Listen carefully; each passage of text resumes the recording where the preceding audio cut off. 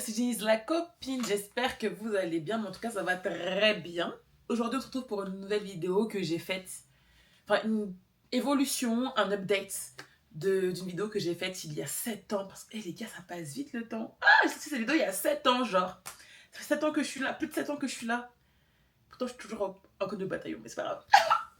Mais du coup, là par hasard je suis tombée sur une vidéo d'un garçon qui disait qu'il n'arrivait pas à parler. Et ça m'a rappelé ma vidéo que j'avais faite sur le bredouillement. C'était pas aller la voir, parce qu'à ce moment-là, j'étais en pleine, entre guillemets, pas soin, parce que voilà, c'est pas un soin, mais j'allais chez l'orthophoniste. Et j'ai arrêté l'orthophoniste il y a un bon moment déjà. Je commençais le DUT, donc c'était en 2018-2019. Donc ça fait un bon 6 ans, ouais. Ouais. J'ai arrêté pas très longtemps après avoir fait cette vidéo-là. Et je vais vous parler de l'évolution de ma parole, de comment si c'est beaucoup mieux qu'avant, si c'est moins bien, si je trouve que ça s'est empiré. Je vais un peu vous parler de l'évolution de la vidéo. Alors, je vais regarder la vidéo en même temps, je vais vous parler. Putain, mais on est super productif aujourd'hui, c'est super. Yo, j'espère que tu vas bien. Aujourd'hui, je te retrouve. Alors déjà, j'ai une voix plus aiguë. Ah purée, j'ai pris de l'âge. Ma voix est plus aiguë, on dirait une petite fille. Là, aujourd'hui, je te retrouve pour te faire mon 3e Sister Talk. Et oui, déjà, il n'en reste plus qu'un, je crois, c'est... Non, si c'est mon 3e. Regardez-moi ça. J'ai juste pris des cernes, parce que la fatigue, le travail, la vie d'adulte, c'est dur. Mais j'ai pas pris une ride. Et Jennifer. Et il m'en restera plus qu'un qui sera le fait d'être ronde. Comme ça, je sais pas encore quand je le ferai du tout, mais là, c'était vraiment un sujet, en fait, qui me touchait énormément, quoi. Parce que pour de moi, c'est pas facile. On n'hésite pas faut que j'arrête de me regarder. à lâcher un like, à commenter, surtout à t'abonner, ça me ferait super plaisir, ça m'encouragerait de ouf à continuer les vidéos. Même si je suis pas forcément super régulière, mais ça c'est à cause des cours, je vous les expliquais très souvent sur Snapchat, donc n'hésitez pas à me suivre sur Snapchat et aussi sur Instagram, je suis un peu plus régulière on va dire. Et voilà, on va passer à la vidéo tout de suite. Donc tu voyais typiquement là cette manière de faire ça, c'est quelque chose qui est toujours d'actualité, mais peut-être un petit peu moins, je trouve. Et j'ai l'impression, voilà, pas forcément en fait. J'allais dire, j'ai l'impression que j'articule un petit peu plus, mais pas forcément sur tous les mots. Donc, en termes de. Je sais pas trop si ça s'est.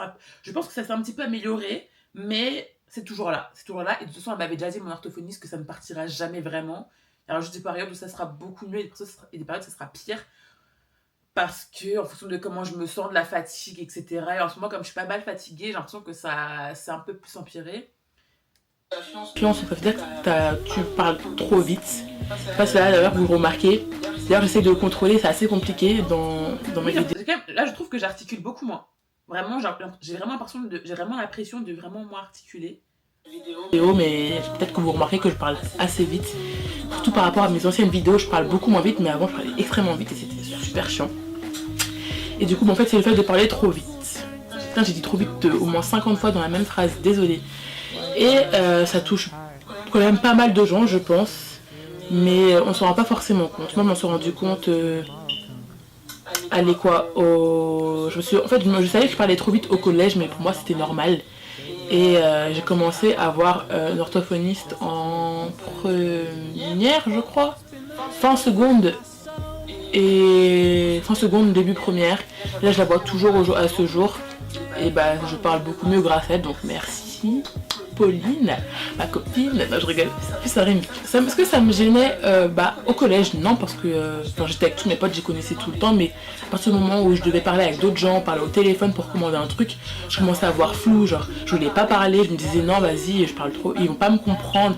Alors ça, c'est toujours d'actualité, d'autant plus dans le monde du travail, que j'ai commencé un nouveau travail, et c'est un travail où en fait je suis quand même attachée de direction, office manager, donc je suis amenée à communiquer avec les personnes. Et c'est toujours une source de stress pour moi parce que je me dis j'ai quand même une image à renvoyer. Il faut que ce soit une image qui fasse professionnelle quand même.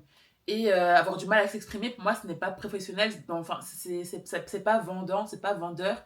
Et c'est toujours un stress pour moi, surtout quand je parle avec mon boss qui, lui, s'exprime très bien et a une aisance. Et du coup, j'ai toujours un peu peur qu'ils me disent mais qu'est-ce qu'elle fait là, celle-là? Pourquoi je l'ai prise? Enfin, elle sait pas parler. Et franchement, c'est stressant. Et même quand je rencontre de nouvelles personnes, quand je parle surtout avec des adultes, j'ai peur de parler un peu trop de manière pas assez soutenue. Pourtant, j'ai pas une trop mauvaise façon de parler, mais je trouve que je pourrais je pourrais mieux parler. Et surtout qu'en fait, je me compare souvent avec ma sœur Josiane et ma sœur. En fait, je trouve que mes frères et sœurs s'expriment super bien. Et je me dis, mais pourquoi ils s'expriment tous super bien, sauf moi? Pourquoi il a fallu que ce soit moi qui fasse du bredouillement et qui bégaye et c'est frustrant parce que quand je dis que je suis vraiment la seule personne de toute la famille qui a du mal à parler, c'est que vraiment je suis la seule personne de toute la famille qui a du mal à parler. Et c'est stressant, ça du coup je m'énerve pas, c'est pour ça que j'essaie de vider toutes les embrouilles, c'est toujours d'actualité ça, parce qu'en fait je sais que si je m'énerve, déjà j'aime pas m'énerver, ça sert à rien, c'est trop une perte d'énergie, mais de deux, si je m'énerve, en fait, je vais pas pouvoir être crédible, parce que si tu t'énerves, à ce moment-là, il faut que tu déballes de manière précise, concise les choses. Mais si je m'énerve, moi je sais que ce sera pas le cas, donc je préfère ne rien dire. Non. Du coup, ça fait que parfois je voulais pas aller voir, je voulais pas me faire de nouveaux amis parce que j'avais peur qu'ils se moquent de moi parce que je parlais trop vite. Et ça a été durant tout mon collège jusqu'à ma seconde. Après, je me suis quand même fait des potes parce que t'as vu, je suis une fille sociable, attachante, agréable à vivre. J'ai la joie de vivre, la bonne humeur, le rire, le contentement. Oh, tu vois. Le fait d'aller voir, franchement, c'est le truc que je voulais vraiment, le point sur lequel je voulais vraiment insister, c'est si vous pensez que vous parlez, même si c'est pas le cas, mais si vous pensez que vous brouillez parce que vous parlez beaucoup trop vite, n'hésitez pas à aller voir un orthophoniste. Déjà, c'est remboursé par la mutuelle normalement, si vous avez une mutuelle. Et sur la sécurité sociale, je sais pas c'est quoi la différence entre les deux. Bravo la France, hein. Putain, j'ai un truc dans l'œil. Putain. Les trucs sur lesquels je voulais vraiment insister, c'est si vous avez la possibilité de voir un orthophoniste, faites-le parce que vous n'avez rien à perdre dans tous les cas. Si vous n'avez pas de bredouillement, bah tant mieux, mais si vous en avez un, bah ça vous permettra de le traiter. Comme ça, dans l'avenir, ça vous arrangera dans la vie de tous les jours. Si vous voulez trouver un job, si vous voulez vous faire des nouveaux amis, si vous voulez commander des trucs par téléphone. C'est vraiment l'oral, c'est très important dans la vie, je pense. Et si vous vous exprimez bien, ça peut être que bénéfique pour vous. Donc moi, ça a été super bénéfique pour moi parce que du coup, ça fait qu'à ce jour-là, je sais comment gérer ma parole. Enfin, plus ou moins, du moins j'essaye. Je sais reconnaître des problèmes, que ce soit le bégaiement, parce que bégaiement, c'est pas pareil. Bégaiement et bredouillement, en gros, bégaiement, c'est quand tu vas avoir tendance à répéter tes syllabes. Alors que le bredouillement, c'est vraiment le flux de parole, donc tu vas parler beaucoup trop vite, tu vas pas articuler. Voilà, comme d'habitude, je suis désolée, mais ces start-up qui sont super flous, mais moi j'aime pas écrire mes trucs. Enfin, je trouve que ça fait trop cadré, ça fait pas famille, tu vois. Si je sens de l'artère. Je sais que parfois c'est un truc que je vis pas très très bien non plus, parce que genre, voilà, imagine que je vais raconter une histoire. C'est surtout quand je veux. J'aime Jennifer. Dose. Surtout quand je veux raconter des histoires. Je sais pas si c'est un exemple qui pourra vous aider pour savoir si vous bredouillez ou pas. Et quand je racontais des histoires, j'ai grave du mal à parler. Genre, je vais accélérer. Et même moi, je comprends pas ce que je veux dire. Par exemple, je vais dire, la dernière fois, une meuf, elle m'a fait ci, elle m'a fait ça. Et du coup, après, j'ai fait, oh mon dieu, oh là là là là, je vais niquer sa race et tout. Et je sais pas si vous m'avez compris ce que j'ai dit là, mais moi, je trouve que là, je parle beaucoup trop vite. Et là, quand je parle, là, je trouve que je parle beaucoup trop vite. Du coup, ce que je vais faire, c'est que je vais vous parler en technique 1. Donc c'est une technique 1. Technique 1, c'est une vie, c'est un flux de paroles que tu auras dans la vie de tous les jours, compréhensible dans la vie de tous, mais pas forcément remarquer que là je contrôle ma parole, tu vois. Alors c'est comme si je te parlais normalement, mais en fait là vous vous rendez pas compte, mais je contrôle grave ma parole. Et pourtant, ça se trouve vous vous rendez pas compte, moi je le sais puisque j'ai travaillé déjà de 1 en orthophonie, et de 2, c'est pas mon flux de parole naturel. Mon flux de parole naturel, c'est en mode ouais, bah voilà, ça c'est mon flux de parole naturel, tu vois. Vous voyez la différence un petit peu. Et du coup, voilà, moi c'est vraiment pour warninguer un peu ceux qui pensent, qui ne se rendent pas forcément compte qu'ils ont un problème de parole.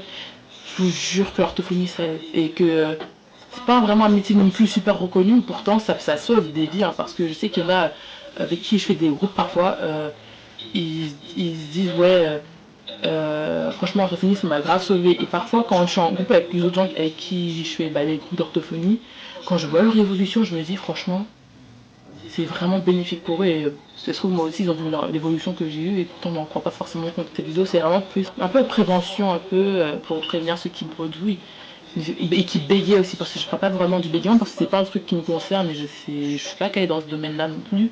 que ce soit bredouillement ou bégaiement, mais bégaiement encore moins. Voilà quoi, je pense que j'ai à peu près tout dit. Si vous avez d'autres questions, n'hésitez pas à me dire en commentaire, je serais ravie de vous aider. Et voilà, je vous fais des gros bisous, portez-vous bien et à très bientôt. Ok, c'est pas si horrible, mais ça pourrait être beaucoup mieux. Déjà, ma manière de parler a totalement changé. Bon, pas totalement, mais quand même pas mal évolué. C'est vraiment des trucs que je ne dis pas. Pourquoi j'ai dit ça? C'est un truc que je ne dis même pas dans la vie de tous les jours, je comprends pas. Mais oui, je trouve que ma parole, franchement, quand je m'entends parler à cette époque-là et maintenant, j'entends. J'entends la différence et j'entends vraiment que l'orthophonie a eu des bénéfices sur mon flux de parole. Ce sera jamais parfait et ça, je pense que je l'ai accepté et je le travaille aussi dans la vie de tous les jours. J'essaie vraiment de travailler dessus. Mais je pense que j'arrive plus à gérer. Là, peut-être que là, je sais pas si je sais pas si je gère mon flux de parole ou pas, mais pour moi là, c'est un flux de parole qui est assez rapide sans être trop lent pour que ça fasse quand même un petit peu naturel. Et qu'est-ce que je voulais dire? Je sais plus. Mais honnêtement, ouais, je sens la différence. Je vais quand même avoir un peu de mal sur les sons qui vont être et même les R, je trouve qu'ils sont assez agressifs encore. Mais c'est quelque chose sur lequel je travaille. Je regarde pas mal de vidéos sur comment avoir une meilleure éloquence, comment mieux parler, etc. Donc c'est quelque chose sur lequel j'essaie vraiment de travailler. Et quelque chose qu'on me dit souvent, c'est de prendre un livre. De prendre un livre. Donc là, je vais prendre par exemple, non pas celui-là, parce que on va prendre un de mes livres, tiens, encore mieux. Qui est de mieux que nous-mêmes pour se vendre? Je vais prendre, Why Me, tome 1. Et je vais lire le livre à haute voix. Ça, c'est un entraînement qu'on me dit souvent pour pouvoir améliorer en éloquence. Donc, non, la phrase, elle est pas belle. Je souris, amusée, et secoue la tête. Je lui demande s'il est proche de ses parents pendant que nous nous dirigeons vers sa moto. Et donc là, c'est vraiment quelque chose un entraînement que je peux faire au quotidien, même si c'est 5 minutes, même si c'est 10 minutes. Et même le fait de faire des vidéos, ça c'est quelque chose dont je me suis rendu compte. Et c'est aussi pour ça que j'ai commencé à faire des vidéos. C'est quelque chose que j'ai voulu continuer à faire aussi dans la vie de tous les jours, car faire des vidéos, c'est devoir parler à une caméra, devoir s'exprimer à l'oral et du coup travailler son oral. Et c'est vrai que faire des vidéos, c'est quelque chose qui m'aide vachement parce que pour pouvoir me faire comprendre, il faut que j'articule et que je ralentisse. Et pas le choix. Et c'est ce que je fais. Et pour le coup, vraiment là, je parle, je suis fière de moi. Hein. Vraiment, je suis fière de moi. Donc même si c'est pas parfait, je le répète, il faut quand même se focaliser sur des petites victoires, sur le fait qu'il y a une bonne évolution et qu'il y a une réelle évolution. Et dans la vie de tous les jours, personne ne me dit que je parle mal ou que je parle beaucoup trop vite. On m'a déjà fait quelques petites réflexions par rapport à ça, mais c'est pas dans un cadre hyper critique ou quelque chose comme ça, donc vraiment, ça ne peut qu'aller mieux. Et donc voilà ma petite évolution sur le bredouillement 7 ans plus tard. J'espère que cette vidéo vous aura plu, qu'elle vous aura donné de l'espoir pour ceux qui ont du mal à s'exprimer et pour qui c'est toujours compliqué de parler. Et on va continuer à se battre et à parler de mieux en mieux. Bon, je vous fais de très gros bisous, portez-vous bien et à très bientôt pour une nouvelle vidéo. Ciao!